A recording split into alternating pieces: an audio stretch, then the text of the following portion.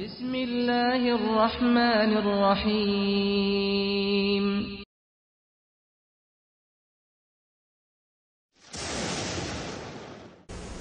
دنیا والے کے گھر میں بیٹھ کر اس اللہ سے جو ساری دنیا کا مالک ہے اس سے رو کر نہیں مانگی، تجھ سے کیا مانگوں؟ میں تو وہاں بھی اگلے جان کے لیے رو رہا تھا۔ اسی لیے رسول اللہ نے بدر میں آنے والے سے پوچھا تھا، اے ہماری مدد کا دعویٰ کرنے والے، اتشہد اللہ الہ الا اللہ، کیا لا الہ الا اللہ کو سمجھتا ہے؟ کہنے لگا نہیں، میں تو لات و منت کا پجاری ہوں۔ فرمایا بھاگ جا، محمد کو مشرک کی مدد نہیں چاہیے۔ جھوٹ بولتا ہے کیوں ٹی وی، جھوٹ بولتا ہے طاہر القادری کہ اس امت میں شرک نہ ہی نہیں سکتا، سارے جنتی نے۔ اللہ کہتا ہے جو شرک کرتا ہے وما ہم بخارجین من النار، مشرک جہنم سے نکل سکتا۔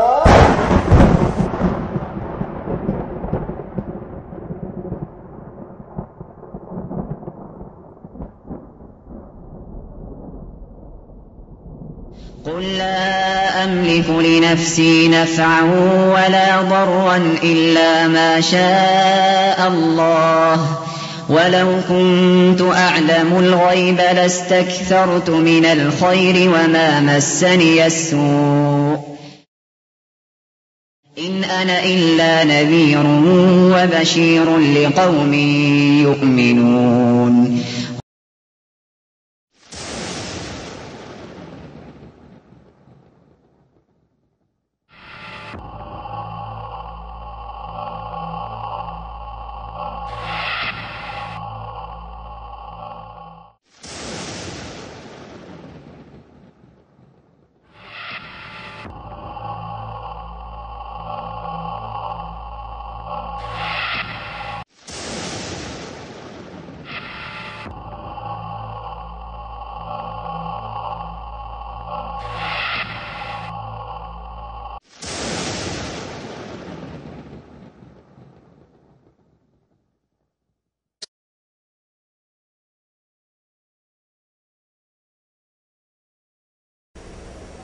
نحمده ونستعينه ونستغفره ونعوذ بالله من شرور أنفسنا ومن سيئات أعمالنا، من يهده الله فلا مضل له ومن يضلل فلا هادي له، أشهد أن لا إله إلا الله وحده لا شريك له وأشهد أن محمدا عبده ورسوله،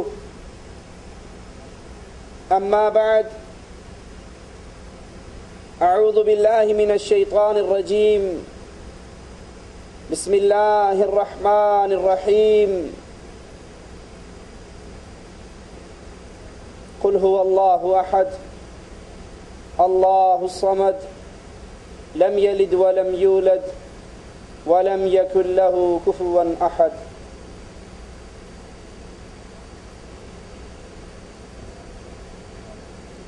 رمضان کا مبارک مہینہ قریب سے قریب تر ہو رہا ہے۔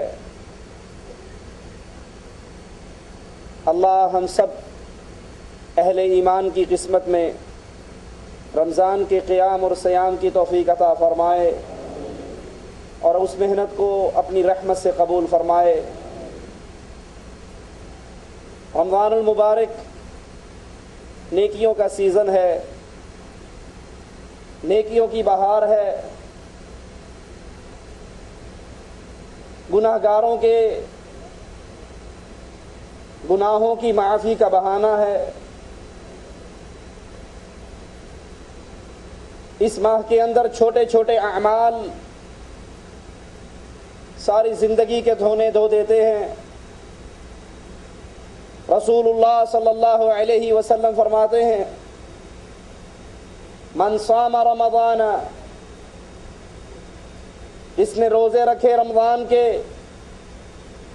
ایمانا و احتسابا، دو بنیادی شرطوں کے ساتھ، وہ مومن ہو، اللہ سے ثواب کی امید رکھتا ہو، غفر له ما تقدم من ذنبه، اللہ عز و جل اس کی زندگی کے گناہوں کو معاف فرما دیتا ہے۔ رسول اللہ صلی اللہ علیہ وسلم بیان فرماتے ہیں من قام رمضان، جو رمضان کے مبارک مہینے میں رات کو تراویح پڑھ لیتا ہے، قیام کر لیتا ہے، شرطیں وہی دو بنیادی ہیں، ایمان اور اللہ سے ثواب کی امید۔ یہ رات کا قیام، یہ تراویح کی نماز، یہ عمل مالک کو اتنا پسند ہے کہ اس کی زندگی کے گناہوں کو معاف فرما دیتا ہے۔ رسول اللہ صلی اللہ علیہ وسلم فرماتے ہیں من قام لیلۃ القدر، جو شب قدر کو قیام کر لے، اس رات کو پالے، اس رات کو عبادت کر لے، ایک رات کی عبادت، ایک رات کا قیام اس کی زندگی کے گناہوں کو معاف فرما دیتا ہے۔ یہ مالک کا فضل، یہ نیکیوں کا سیزن، یہ اللہ کی رحمت۔ رسول اللہ صلی اللہ علیہ وسلم فرماتے ہیں اگر کوئی انسان اپنے ملازم کی ڈیوٹی کے اوقات میں کمی کر دیتا ہے کہ یہ بیچارہ روزے سے ہے، اتنی محنت کر رہا ہے، 8 گھنٹے کی بجائے اس کو 6 گھنٹے ڈیوٹی کرنے دو، 2 گھنٹے رمضان کی وجہ سے معاف کر دیے جائیں، اس عمل کی بنا پر بھی اللہ اس کے گناہوں کو معاف کر دیتا ہے۔ بڑے خوش نصیب ہیں وہ اہل ایمان جن کو یہ مبارک مہینہ نصیب ہو۔ اسی لیے رسول اللہ صلی اللہ علیہ وسلم شعبان کے مہینے کے بارے میں اللہ سے دعا کیا کرتے تھے، اللہ شعبان میں برکت عطا فرما اور رمضان ہمیں نصیب فرما۔ لیکن سوال یہ ہے کہ یہ انعامات، اللہ کی یہ عطا، اللہ کی رحمت کا یہ معاملہ، اس کا ترازو اور پیمانہ کیا ہے؟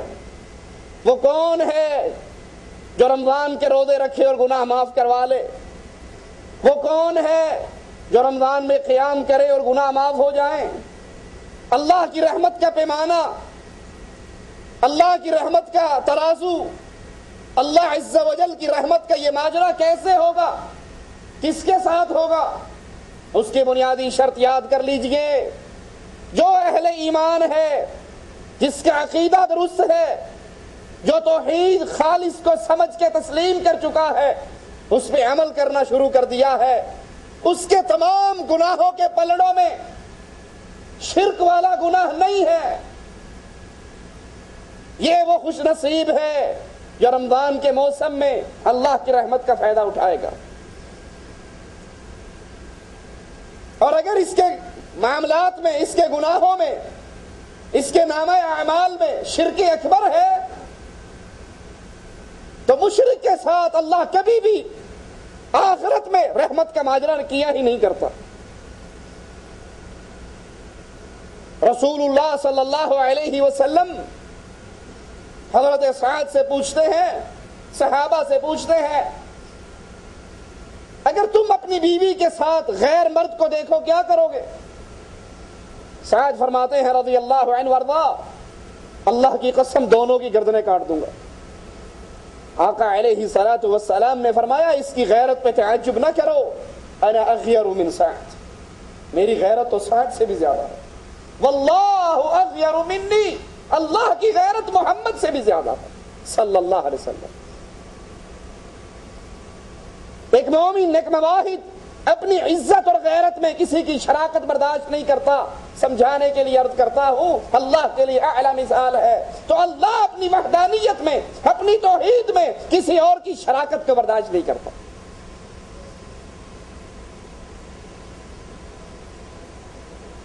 یہ رمضان کا مہینہ، اس کی تیاری ہر جگہ پہ ہو رہی ہے، مدرسے سج رہے ہیں، مسجدوں میں رنگ روغن ہو رہا ہے،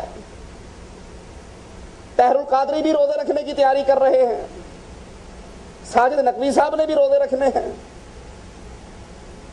وہ ادارہ منہاج القرآن سنوار رہا ہے، سجا رہا ہے، یہ اپنی امام بارگاہ سجا رہا ہے، روزے تو سب رکھیں گے،